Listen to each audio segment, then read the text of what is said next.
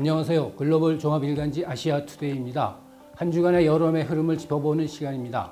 오늘도 RN서치 김미연 소장님 함께 하셨습니다. 안녕하세요, 소장님. 안녕하세요. 네. 제1야당인 자유한국당의 전당대회가 27일, 바로 내일 열립니다. 이에 따라서 그 막바지 후보자들에 대한 지지도에 대한 관심이 고조되고 있는데요. 이와 관련한 조사가 이루어졌죠? 네, 먼저 자유한국당 지지층을 한정해서 좀 말씀을 드리자면요. 황교안 후보가 대세론을 좀 굳히고 있는 것 같습니다. 네. 황교안 후보 같은 경우에는 자유한국당 지지층에서 60%가 넘는 지지를 받는 걸 조사를 했는데요. 전주 대비, 저희가 조사하지 않았습니까? 네네. 전주 대비 근 한 10%포인트 이상 상승한 거 나타나기 때문에, 예, 황교안 후보의 대세론이 지금은 이제 아까 말씀하신 대로 막바지로 갈수록 이제 굳히는 현상이 지금 일어나고 있는 것 같습니다. 네, 그렇군요. 오세훈 후보의 격차도 많이 벌어졌어요. 네, 근 한 40% 정도 차이 나죠. 네. 네. 지금 상황에서는 좀 뒤집기는 힘들어 보이지 않나 이런 생각은 개인적으로 합니다만은, 그러나 이제 초반에 이제 전당대가 시작될 때 많은 사람들이 예상했을 때 1강 1중 1약으로 봤거든요. 네. 그런데 전당대가 진행이 될수록 1강 2중 이 되는 그런 지금 경향성을 모든 여론조사 결과에서 그런 경향성을 지금 보이고 있는데, 전주에서는 기억하시겠지만 자유한국당 지지층에서는 김진태 후보가 깜짝 2등을 하는 걸로 나타났었죠. 네, 그는 20%에 가까운 지지를 받으면서 오세훈 후보와는 초접전 상황이긴 했지만 2등을 하는 걸로 나타났는데, 이번 조사에서는 오세훈 후보가 2등을 하는 걸로 나타났습니다. 네, 물론 격차가 그래 크지는 않지만 어찌됐든 간에 오세훈 후보 입장이나 자유한국당 입장에서는 그래도 오세훈 후보가 2등을 하는 조사 결과가 나와서 좀 매우 고무적이지 않나 싶습니다. 네. 황교안 후보의 경우 최근에 박근혜 전 대통령의 탄핵과 관련한 발언으로 좀 논란이 있었죠. 네. 이에도 불구하고 지지율이 이렇게 상승한 이유는 뭐라고 보십니까? 어쨌든 지금 자유한국당이 극우 정당화되는 거 아니냐. 네. 일종의 그동안에 보여준 태극기 부대와의 마찰 이런 걸 통해서 소위 말해서 자유한국당을 지지했던 중도 보수라고 그럴까요? 네. 이 층에서 상당히 지금 위기감을 느끼고 있는 것 같아요. 네. 그러다 보니까 황 총리를 중심으로 좀 뭉치지 않으면 이 자유한국당 자체가 극우 정당으로 비춰지지 않을까 하는 그런 지금 위기감 때문에 전 황교안 후보를 중심으로 이렇게 뭉쳤다. 결과적으로 말씀드리면 태극기 부대의 논란으로 인한 우경화 현상이, 자유한국당의 극우 정당화 현상이 결국은 황 총리에게는 플러스 요인으로 좀 작용한 게 아닌가 하는 그런 생각을 개인적으로 해봅니다. 네, 이런 지지도 경향은 전당대회 당일날도 어떻게 계속될 것으로 보이시나요? 어떤가요? 개인적으로 생각할 때는 이 수치대로 나오면은 좋겠지만, 지금 개인적으로 볼 때는 그래도 1등과 2등과의 차이는 지금 저희들 여론조사보다는 좀 더 좁혀지지 않을까, 이런 생각을 좀 해봅니다. 네, 그렇군요. 여기서 조금 하나를 더 붙이자면요. 이번 전당대회에서 가장 큰 관심사는 1등이 누가 되는 게 아닙니다. 과연 2등을 누가 하느냐는 거군요. 네, 그렇죠. 네. 만일에 이제 김진태 후보가 오세훈 후보 근소한 차이라도 2등을 하게 된다면 틀림없이 태극기 부대들의 상당히 힘을 받을 것이고요. 김진태 후보도 일약 대권주자 반열에 오를 수 있습니다.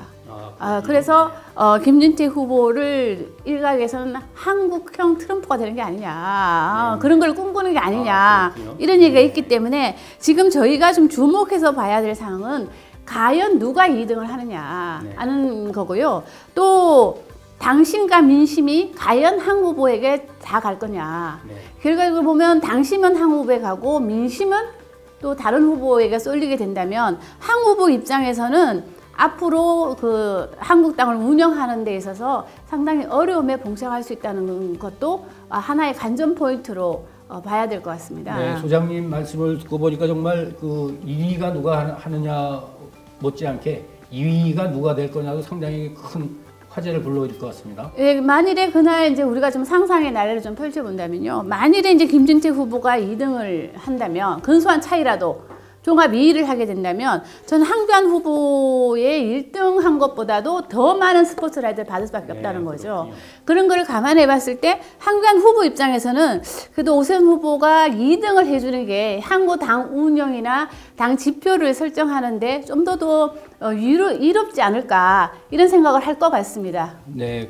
그런 말씀을 드리면 김진태 후보는 조금 서운하시겠어요? 그래도 상당히 성공한 거죠. 저는 이거 보면은 이제 김진태 후보가 어쨌든 간에 자유한국당 내에서는 약간 이제 우평양이 매우 심한 국회의원으로 알려져 있는 분이고 수도권 출신도 아니고요. 네. 그리고 강원도 지역의 국회의원임에도 불구하고 자유한국당 전당대회에 나와서 그 자유한국당 지지층에서 지난주에는 근 20%, 이번 주에는 많이 떨어져서 10% 초반대 12%의 지지를 받고 있는 이 자체만으로도 네, 그렇죠. 김진태 후보는 상당히 지금 성공한 게 아닌가 이런 생각이 좀 들기 때문에 향후 우리가 김진태 후보는 아마 이번 전당대회가 끝나고 나면 상당히 자유한국당의 이념 좌표라든가 자유한국당의 현안마다 상당히 목소리를 크게 낼 거로 예상되기 때문에 네, 그렇기 때문에 우리가 과연 누가 2등 할 것인가를 지금 눈여겨봐야 될 것 같습니다. 네. 지금까지는 그 자유한국당 지지층을 대상으로 여론조사를 실시했는데요. 그 전체 응답자를 보면 황교안 후보와 오세훈 후보의 초접전이 계속되고 있어요. 지난주에는 2.2%로 황교안 후보가 앞서는 걸로 나타나는데요. 네, 이번 조사에서는 0.3% 포인트 차로 오세훈 후보가 또 앞서는 걸로 나타났습니다. 네. 물론 이거는 이 전체 여론조사라는 거는 뭐 아시다시피 자유한국당 지지층뿐만 아니라 더불어민주당, 뭐 다른 정당들 지지하신 분들도 포함이 되기 때문에 이런 조사 결과가 나온 걸로 보여지는데요. 한편으로 보면 이 당의 극우화가 되는 극우 정당화가 되는 거에 대해서 이 민심도 네. 이건 아니다 생각하는 게 아니냐. 그러다 보니까 오세훈 후보 지지율이 전주 대비 6.5%포인트로 상당히 많이 올랐거든요. 일주일 사이에. 네, 이런 거 보면 민심도 이렇게 자유한국당이 극우 정당화 되거나 그렇게 비춰지는 거에 대해서는 약간 거부감을 좀 갖고 있지 않나 싶습니다. 네, 그렇군요. 이 전체 응답자에 대한 지지도 조사가 실제로 이 전당대회에서 어떻게 또 반영이 될지 그것도 상당히 좀 관심을 끌고 있습니다. 왜냐하면요, 자유한국당 지금 경선 룰을 보면 7대3입니다. 네. 그러니까 책임 당원들이 70% 투표를 70% 반영하고 그리고 일반 여론조사를 30% 반영을 하는 것이거든요. 네. 그래서 차기 당대표 입장에서는 당심과 민심에서 모두 다 지지를 받는 것이 향후 당을 운영하는데 더 큰 그렇죠. 도움이 네, 되리라 보는데 그렇습니다. 만에 하나 조사 결과가 자유한국당 지지층에서는 황교안 후보가 이렇게 압도적인 1위를 하고 근소한 차긴 하지만 민심에서 황교안 후보가 2등을 한다면 네. 이것도 황교안 후보한테는 상당히 또 걸림돌로 작용할 수밖에 없습니다. 네, 그렇군요. 네. 네, 그렇습니다. 그리고 황교안 후보, 오세훈 후보, 김진태 후보의 계층별, 지역별 지지도를 보면 상당히 또 유의미한 결과가 좀 나온 것 같아요. 보면 황교안 후보는 자유한국당 지지층에서 전폭적인 지지를 받고 있다고 네. 말씀을 드렸잖아요. 그렇다 보니까 60세 이상에서 압도적인 지지를 받는 걸로 나타났습니다. 네. 그리고 50대에서는 28.5%로 한 3분의 1 정도 지지를 받는 걸로 나타났지만 반면에 오세훈 후보는 40대에서 3분의 1에 가까운 30% 넘는 지지를 받고 있는 걸로 조사됐고요. 20대에서도 30대에서도 오세훈 후보가 황교안 후보보다는 좀 더 높은 지지를 받고 있는 것으로 조사가 됐습니다. 그런데요, 지역별로 좀 살펴보면 역시 서울과 수도권에서는 오세훈 후보가 상당히 앞서는 걸로 조사가 된 반면에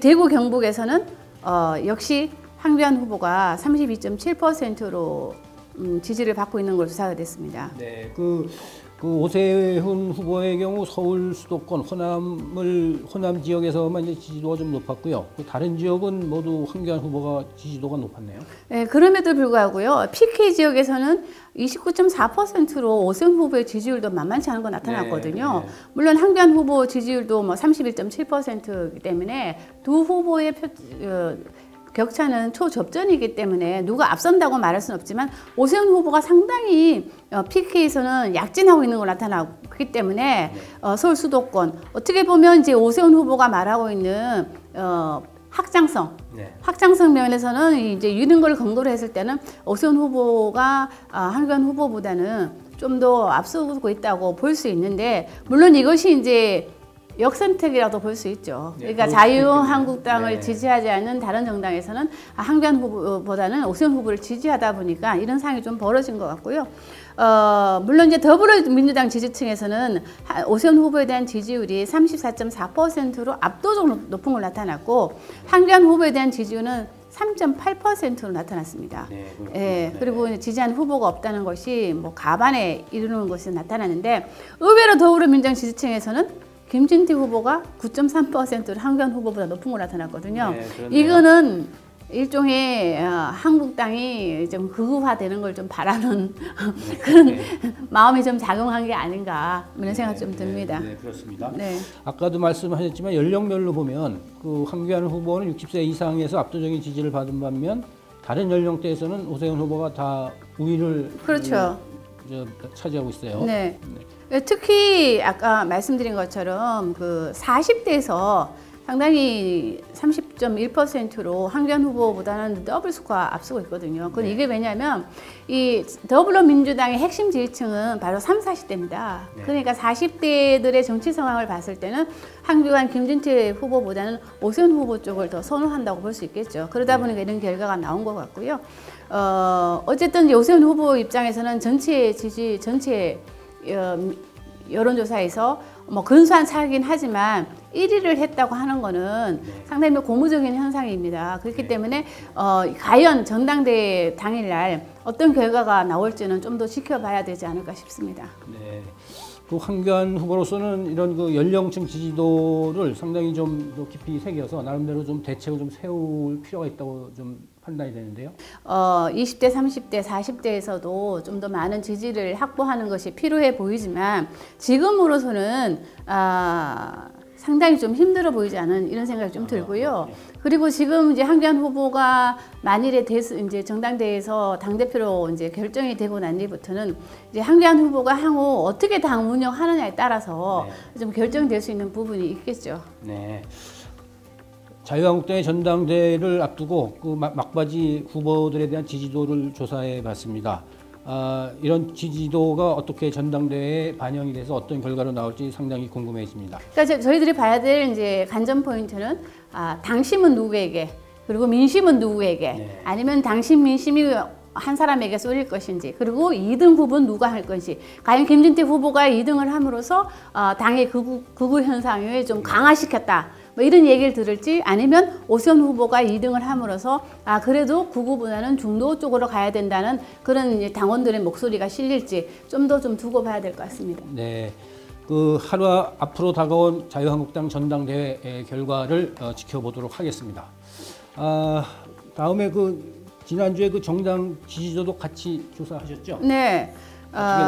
더불어민주당이 38%, 자유한국당이 32.4%로 더불어민주당이 이제 오차 범위를 넘어서서 앞서고 있는 걸 조사가 됐고요. 자유한국당 지지율과 더불어민주당 지지율이 모두 다 상승한 소폭이지만 상승한 걸로 나타났는데 자유한국당 지지율이 30%가 넘는 좀 높은 수치가 나왔는데요. 이거는 바로 그 자유한국당 당대표 지금 선거가 막바지에 이르렀기 때문에 지지층들이 상당히 결집을 했다. 특히 60세 이상에서는 50.5%로 가반에 지금 지지를 받는 걸로 지금 나타났는데 저는 이거는 지금 뭐 하노이에서 진행되고 있는 곧 진행될 북미 정상회담하고 좀 연관이 있는 것 같아요. 왜냐하면 지금 언론에서 나오고 있는 북미 간의 뭐 스몰 딜, 빅딜이 아닌 스몰 딜을 할 수 있다. 뭐 이런 얘기가 지금 흘러나오고 있고, 지금 우리가 알다시피 트럼프 대통령은 어디로 튈지 모르잖아요. 네, 그렇죠. 그러다 보니까 이 60세 이상에서는 상당히 안보 이슈를 중요하게 지금 생각하는 사람들이다 보니까 혹시 또 대통령이 또 남북 경협 문제를 북미 관계의 어떤 지렛대로 좀 사용해달라 뭐 이런 얘기도 지난주 있지 않았습니까? 네, 그렇죠. 그러니까 그런 거를 감안했을 때 상당히 혹시 또 북한에 퍼주는 거 아니냐 뭐 이런 프레임이 좀 작용할 수도 있기 때문에 이런 거에 대한 어떤 그 위기감으로 60세 이상이 상당히 지금 결집한 거로 보이지만 북미 정상회담에 지금 임박해서 진행이 된다면 저는 또 이 부분은 조금 달라질 부분도 좀 있다고 보여집니다. 더불어민주당 입장에서 본다면 지금 북미 정상회담이 진행이 되고 있고 그럼에도 불구하고 더불어민주당 지지율이 지금 뭐 정체 내지 지금 답보 상태로 보일 수 있는데 저는 이거는 지금 그 설화 있잖아요. 그 서른 후보의 뭐 20대 교육 때문이다. 뭐 이런 얘기라든가 그리고 이제 특히 그 인터넷을 사용을 뭐 금지하는 그 인터넷 사용에 대한 금지를 시키겠다는 방통위의 결정 이런 부분이 이제 20, 30대에게 조금 영향을 미친 게 아닌가 싶고요. 특히 뭐 무엇보다도 지금 더 나아지고 있지 않은 경제 상황이 이는 영향을 미친 것 같고 특히 보면 서울 수도권에서는 상당히 40%가 넘는 지지를 더불어민주당이 받고 있지만 지방으로 갈수록 보면 대전이라든가 PK, 대구, 경북, 지방 같은 경우는 호남을 제외하고는 전체적으로 상당히 더불어민주당보다는 자유한국당이 약진하고 있는 모양새를 보여지거든요. 이거를 지금 다른 말로 좀 표현을 하자면 수도권과 비수도권의 경제적인 격차가 점차 심해지고 있다. 그러니까 서울보다는 수도권보다는 지방이 지금 상당히 그 경제가 어렵고 먹고 살기가 힘들다는 거를 좀 반영하는 그런 게 아닌가 싶어서 이 부분에 대해서는 더불어민주당이 교육 탓을 하기보다는 좀 더 민생을 챙기는 게 더 중요해 보이지 않을까 싶습니다. 네.